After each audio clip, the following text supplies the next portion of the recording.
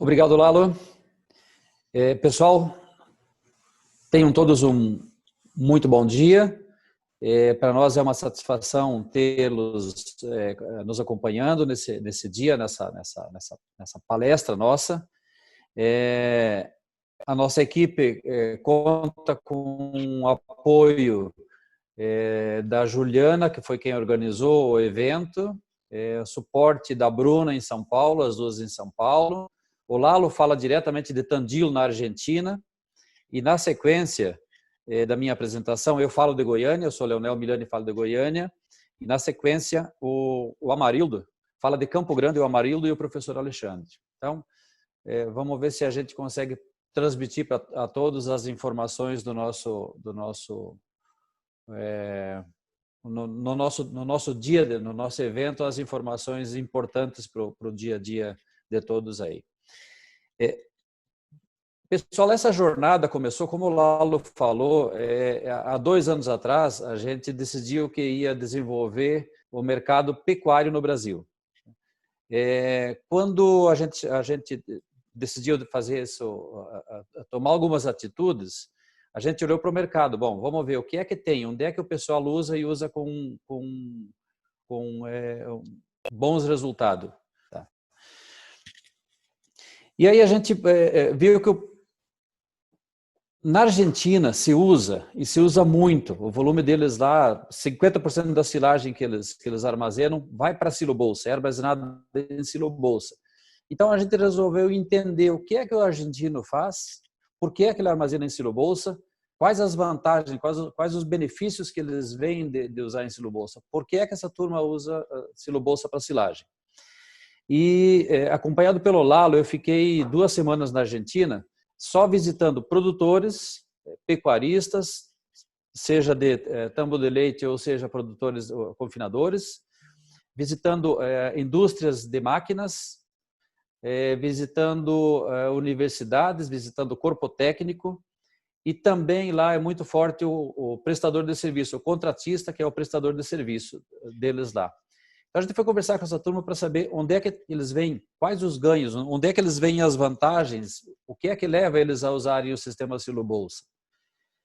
E por todos os dias que nós andamos lá, a gente só ouviu elogios ao sistema. A gente ouviu de empresa de máquinas, a gente ouviu elogios ao sistema, a gente ouviu duplos produtores, elogios ao sistema, e nós procuramos algum dado oficial, pesquisas que mostrassem, bom, os ganhos estão aqui. E, para nossa surpresa, nós não encontramos pesquisas específicas lá que apontem os ganhos do produtor. Mas a gente encontrou um grupo de produtores, encontrou todos os produtores, encontrou a cadeia toda, ela é muito entusiasta do silo-bolsa.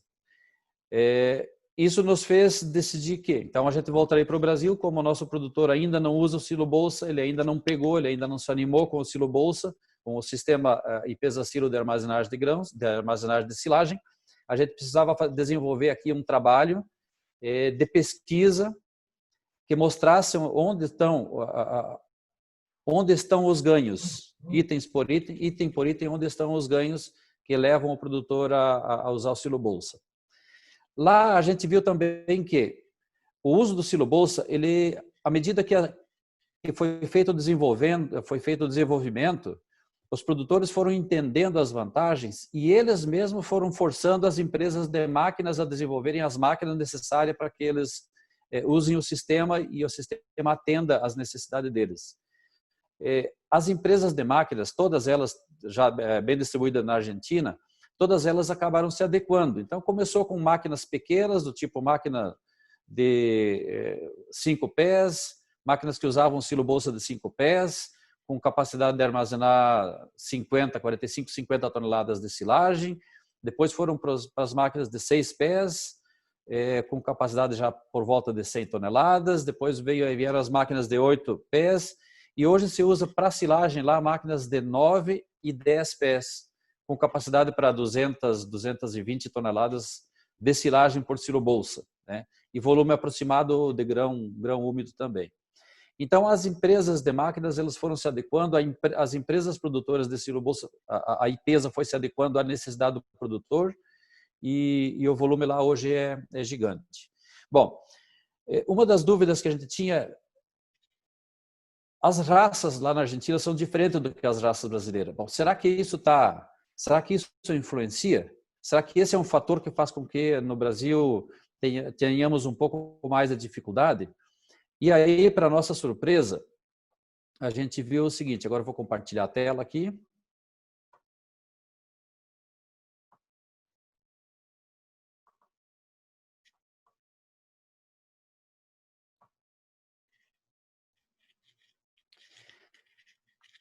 E aí, pessoal, para nossa surpresa, a gente ouviu deles o seguinte, essa aqui faz parte de uma apresentação de um zootecnista, um médico veterinário, da Martinez Stanek, que é uma empresa produtora de máquinas agrícolas. E ele nos trouxe isso aqui. Ó.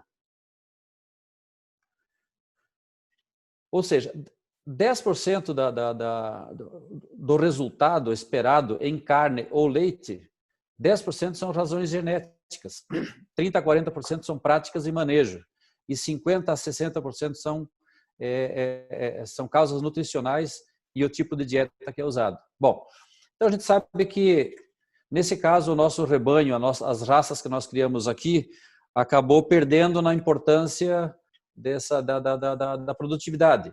Lógico que tem importância, mas as razões são infinitamente menores. E nós não podemos influenciar nas práticas de manejo que o produtor tem na fazenda. Mas nós podemos influenciar aqui nos 50% a 60%, que é o percentual, que é a nutrição, que é o tipo de dieta, traz a resposta, né? Tem como resultado o tipo de dieta. E aí sim, aí nós podemos conservar o alimento. Nós podemos entrar nesse item aqui, contribuindo com a qualidade do alimento que vai ser servido para o animal. Bom, com isso, a gente procurou, então, como o Lalo comentou, a gente procurou algumas universidades e surgiram algumas ideias de como a gente fazer uma pesquisa. Com a Universidade de Santa Maria, a gente conseguiu um protocolo que a gente imagina que esteja muito próximo do ideal, do que é uma pesquisa. E esse protocolo foi feito da seguinte forma, gerado da seguinte forma. Foram feitas 3 repetições de silo de superfície e 3 silos de silo bolsa. Cada silo alimentaria um lote de gado combinado com misturas diferentes na composição. Um lote seria, para cada silo, um lote receberia 60% de silagem e 40% de outros componentes, que são grãos e farelo, e outro lote seria invertido, 60% de grãos e 40% de silagem. Então, alguns resultados parciais que começam a mostrar os resultados que a gente estava procurando e que o produtor da Argentina já reconhece como resultado no campo. A gente fez medição de temperatura. Quando olha aqui na parte de baixo, onde tem o 1, 2 e 3, ali são as semanas, tá, pessoal? A primeira semana, segunda semana, terceira semana, quarta semana, quinta semana e assim por diante. Olha o que fato curioso na medição da temperatura. A silagem, ela foi embalada, ela foi armazenada com 27 graus. Esse foi a 27,2 graus. Não aparece aqui, mas foi a temperatura do dia da colheita. Tá? No dia seguinte, aqui é o dia 1, é a primeira semana, o dia 1. Tá? No dia seguinte, a gente encontra ali, ó, a silagem em azul, que representa o silo superfície, 43,1 graus. Essa medição foi feita a 50 centímetros de profundidade, tá?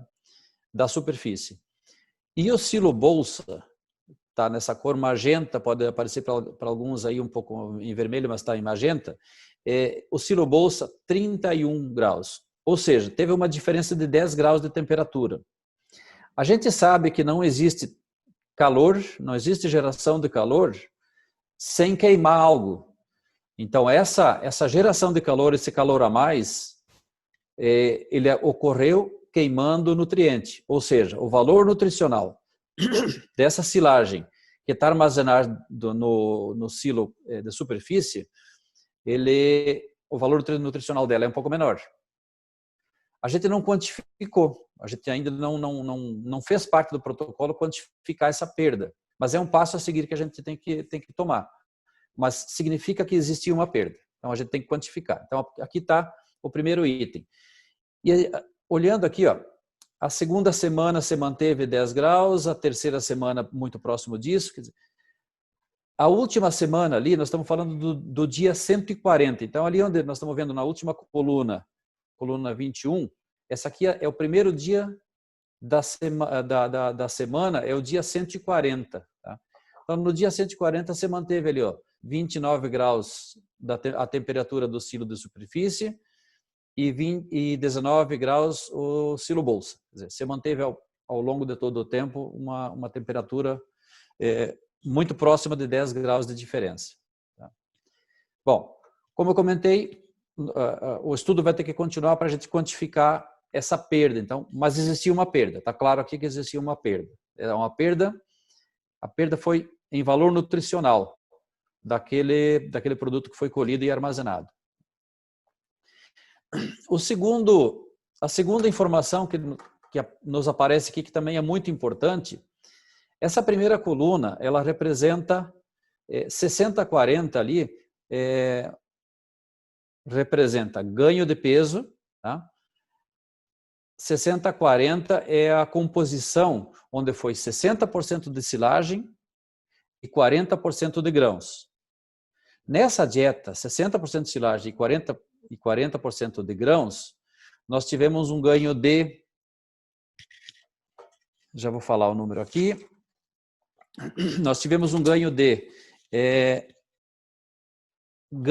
peso médio diário, tá?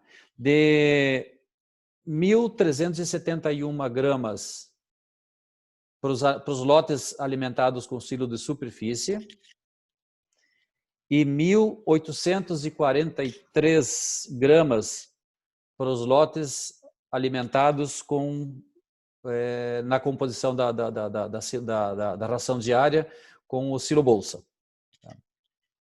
Na segunda coluna, ok, então nessa primeira coluna a gente vê a diferença quando usa-se 60 de silagem e 40 de grãos. Na segunda coluna, quando o grão aumenta em importância, quer dizer, a gente encarece a dieta, no momento que encareceu a dieta, ok, os animais, os lotes alimentados com o silo de superfície, praticamente equilibraram com o silo bolsa.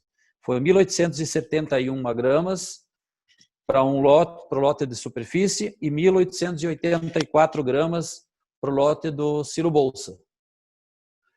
Isso nos faz concluir que quando você precisa e quer aumentar o ganho diário, se você usa a silagem do silo convencional, você consegue fazer isso, mas aumenta em muito o custo. Tá?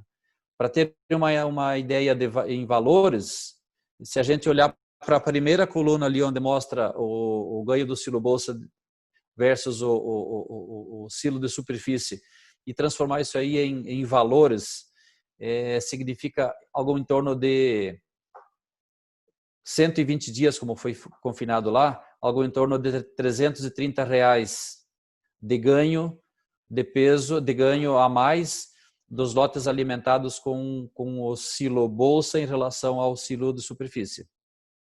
Se olhar na segunda coluna, significa que teve que aumentar o custo em alguma coisa por volta de R$280 nos 120 dias de confinamento para ter o equilíbrio de produção.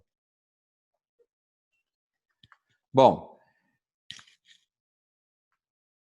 esses são resultados parciais dessa pesquisa que nós estamos conduzindo com a Universidade Federal de Santa Maria. Tá? Em breve teremos os resultados finais e aí a gente pode discorrer sobre a pesquisa completa. Sabendo que existem esses ganhos, sabendo que o sistema Silo Bolsa traz vários benefícios, várias vantagens, agora passo ao nosso colega Marildo, que é de Campo Grande, vai falar sobre a confecção do silo bolsa.